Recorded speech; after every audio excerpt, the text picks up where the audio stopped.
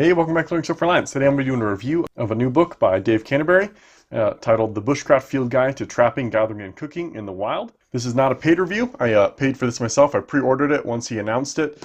I do have his other books as well, and I'll be comparing this book to those ones. So if you have those previous ones, hopefully this can give you a good comparison. Let me give you a little preview of the contents here. You guys can pause the video if you want to read any more specifics about these. All right, let's hop right into it. At the beginning, in part one, he talks about packed-in food. And at the very beginning, he starts talking about what to bring, such as like a cutting tool and combustion and things like that. If you guys have seen his other books, this is covered extremely thoroughly in book one and book two. I'm not sure why the repeat here. It could be just that they're trying to aim for people who have never read any of his previous books, and they're hoping to cover all bases. So that is a bit of a repeat there, and there is quite a bit of repeated information in this book, but there's also a lot of new information. Definitely some things that I've pulled out of this book, valuable, that I'll be changing about my bug out bag and things like that. He talks about like the different nutritional needs, protein, carbohydrates, and fats, and things like that.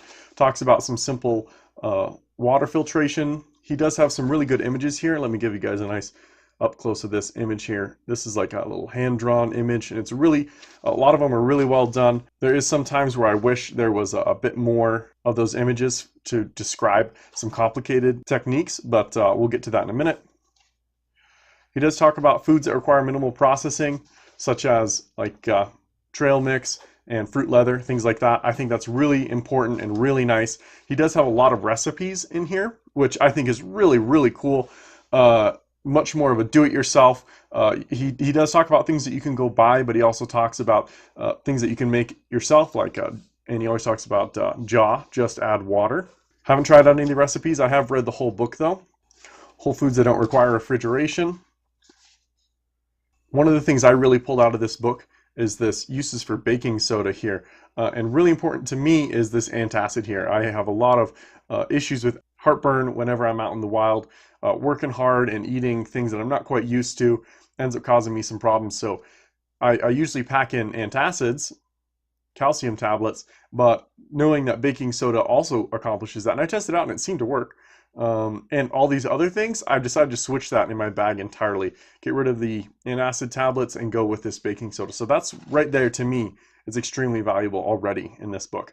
He talks about different spices and things like that, and using them for cooking, and I find that to be really valuable. I'm going to be adding a spice pack to my bag as well. Talks about honey. I'm a beekeeper. Honey is invaluable. Goes into detail about cooking methods. Talks about how to store your utensils and things like that.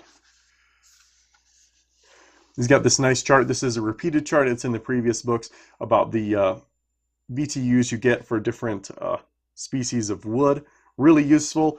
Gives you some nice information, you know, smoke, sparks, coals, fragrance, different things like that about what to choose. And it really helps you understand in your area what you'd rather burn for your fire. Goes over building a fire again. Again, this is some more repeated stuff. I don't see why this is in this book.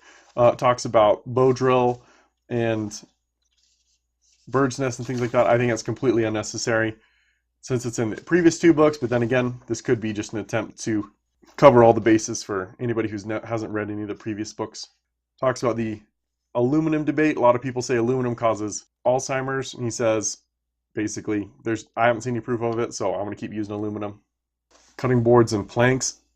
That's definitely one thing you don't really think about until you're trying to cut something up and you don't have a flat surface, especially while cooking. It can get really difficult. Talking about this little wooden whisk here. I think that is just genius, and I got to try that out sometime. Got an example of a clay oven. All right, part 3 is the part of the book that everybody's probably going to really like, living off the land. He's got some nice full color images here of some basic plants. Dandelion, plantain, onion, garlic, strawberries, purslane, acorn. Then he has some avoids.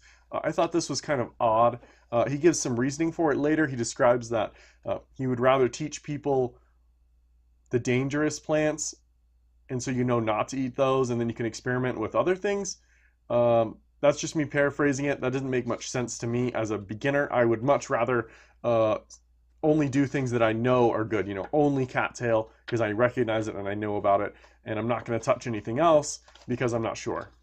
Then he goes into hunting and trapping fundamentals. Some nice images of animal tracks. Really helpful, especially because there's some that look very similar. I mean, obviously the sizes are going to be different, but the dogs, coyote, red fox, dog seem to blend pretty well to my beginner eyes. Talks about reloading spent shells. This gave me an idea, something I wanted to try out, and I'll be doing a video about it later. He's a huge fan of the 12 gauge break action shotgun. He talks about that a lot. This whole section he's really talking about the break action 12 gauge and how versatile it can be. And I really agree with that on a lot of points.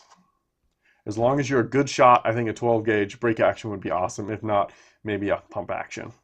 Goes into more things about trapping, focusing on a lot of fishing stuff, which I think is really useful. This is a water-based trap as well for fish. As I said, great images. Lots more traps here. I'm skipping over sections just to make sure that you guys get the book if you want to, and you get a nice overview about what's going on in here. Talks about butchering tools, about what the tools you need to butcher an animal. He even talks about how an axe can be useful for skinning and things like that. Talks about food grade oil on his knives. And at every chapter he does have this tips and tricks section, and I really like that. I think that's probably the just quick, really valuable information that I think some of the best stuff is in those tips and tricks section. He talks about food grade oil on his tools and knives and things like that. I think that's really valuable. I carry coconut oil because it lasts so long. Talks about catching small game, fish and frogs. In the back of the book, he's got a huge section on just Dave's favorite recipes. Again, I haven't tried any of these out, but I read through them and they actually sound really good, and I'd like to give them a try. Then he talks about unconventional foods, such as insects that you can eat, insects you shouldn't eat. He even has a section where he talks about eating like a roadkill or something like that. Or not quite roadkill, but just something dead that you found. Talks about common edible plants in a bit more detail. A few tiny spelling errors that I noticed, such as this bitter spelling error here. Correct me if I'm wrong down in the comments below, but I believe that should be 2 T's. Only a couple things like that. Overall, it's a really polished book. He does talk about like making acorn flour, cattail flour, and using that, drying and creating jerky, things like that. He even goes on to very unconventional methods such as engine cooked. He talks about cooking inside your engine, which I thought was just cool. It never occurred to me that you could just use your engine to cook food, but it makes perfect sense. Talks about alternative cooking fuel sources such as fuel tabs, solid fuels, animal fat, pine sap. Gives a couple nice diagrams of a little rocket stove here and a Swedish fire torch, double can alcohol stove. He's got a section about the nutritional value of different nuts and animals and things like that. Really cool data. And he's got a nice little index on the back here so you can search through it, find what you're looking for. All right, guys, that's a real quick summary of the whole book. I like it a lot. I think he did a really good job on this book.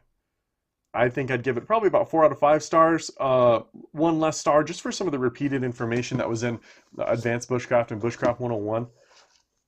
You can just see like a bird's nest here and bow drill he's speaking about in Advanced Bushcraft. I don't know why that's quite necessary to repeat in this one. Though of course it doesn't cover things like a maul. I love a maul. Every time I do a mock bug out, I always make me a maul. You can see some of the repeated traps here in the Advanced Bushcraft. It's got some of the same trap diagrams. So there is still some repeated information, but it's still very useful. In Bushcraft 101, he talks about some more trapping stuff, like a 110 conibear. I think that this seems a bit more applicable to this trapping and gathering book, but he may not have known that he was going to be making this book when he first created this Bushcraft 101 book. Very similar things talking about cooking irons and things like that. All right, guys. Hopefully that's a nice overview of what's going on in this book, and this is the latest book that he's released. I did pre-order this, and I'm really glad that I did. I learned quite a bit out of it, and we'll be doing some different things differently in my bag. I would say if you've read these other 2 books and you thought they were okay, I probably wouldn't recommend buying this one, but I would say if you loved these previous 2, you're probably going to like this one as well, even though it's got that such repeated stuff. But I'm happy with my purchase and would encourage you guys to check it out if you're looking to expand your skills even more. All right, guys, thanks for watching.